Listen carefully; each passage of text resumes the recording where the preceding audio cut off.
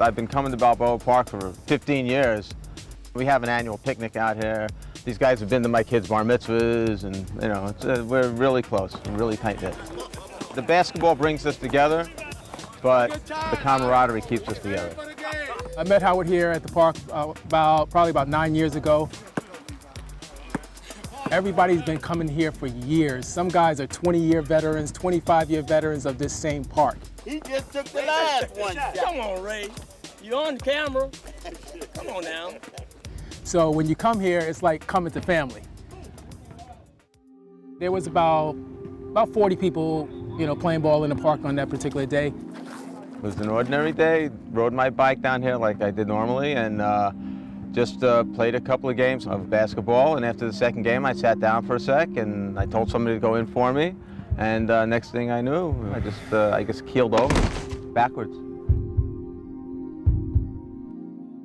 That's the last thing I remember. At first, most of the people around thought he was having a seizure because it was hot that day. So everybody kind of let him lay there for a while, giving him a space. And then at some point, we realized he's been down there a little too long. His eyes were closed, and he was just kind of laying on the ground, but he definitely wasn't cognizant because we were calling him and he was unresponsive, and he was kind of just shaking. We started seeing foam come out of his mouth. I was taking my son Gavin to Balboa Park to coach a Pee Wee girls basketball team. When I got to the door of the gym, somebody from outside was running, yelling that there was a man down on the outdoor basketball courts. I looked and saw a crowd of people standing around, a person lying on the concrete. I'd been told that he was having a seizure, and after a few seconds I felt that this probably was not a seizure, and then announced that I was a physician, and then quickly examined the patient. Listened to him essentially take his last breath, checked his pulse, there was no pulse, initiated CPR as this appeared to be cardiac arrest. And this guy worked feverishly on me. You can see in the tape he was working so hard and for so long, you know, until the paramedics came in and took over. And then even when the paramedics got here, every time they took a little break, he would just start pounding on me again. Really valiant effort. I'm an ophthalmologist, I'm an eye surgeon, but I was an emergency room physician before I became an eye surgeon. So I've been trained to react, and even though it was 9 o'clock Saturday morning and I was half asleep, as soon as this happened, it was just, you know, clicked in. I was at work, back on it. As he was applying CPR, the paramedics eventually got here.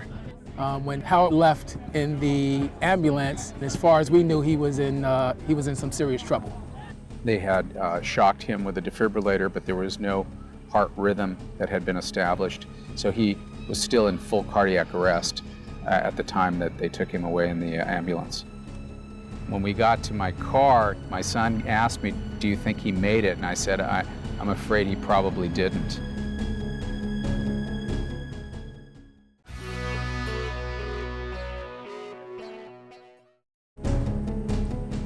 They had shocked him with a defibrillator, but there was no heart rhythm that had been established. So he was still in full cardiac arrest at the time that they took him away in the ambulance.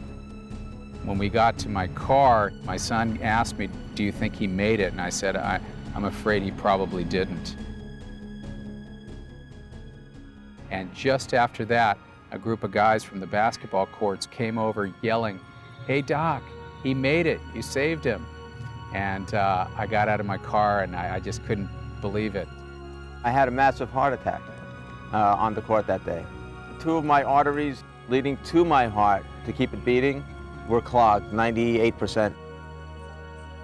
A couple of days later, I learned about what had happened. Basically, you know, he saved my life at that point. He's one of my angels, you know? He's absolutely one of my angels. When I arrived home with my son after the event, the first person I called was my father, Arthur, who is a retired cardiologist here in Los Angeles. And somewhat ironically, he was the first physician to teach CPR in California. When I first learned about it in November of 1959, back at the American Heart Association annual scientific meeting, there were 3 doctors from Johns Hopkins giving this talk that nobody had ever heard of before, of CPR. And it was so dramatic that when I came back to Los Angeles, I decided this is something that should be taught here. He told me that he had been involved in a CPR case, and it had been successful, and I thought he was a hero. Rob's father, you know, having been a pioneer in CPR, obviously had passed something on to him. Very grateful for his father. I feel like I have a second chance. I feel like I've been part of a miracle.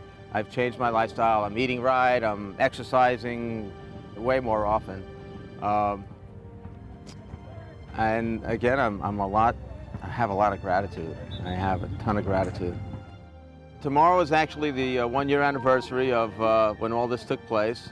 And this is just, you know, my way of saying happy birthday to all of us. We're all here, friends, a year later. You never know when your last day is going to be. You know, it was just a regular day. You're out doing whatever you normally do, and all of a sudden, something happens to you. I don't consider myself a hero.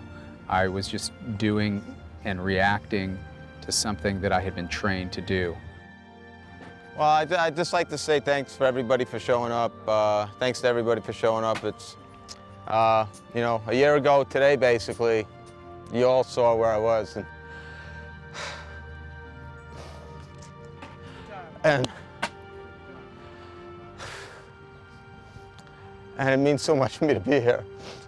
And it means so much that you guys, all the good thoughts and all the prayers that went out, and all the help. And I want to thank you guys all for being my friends and being in my life.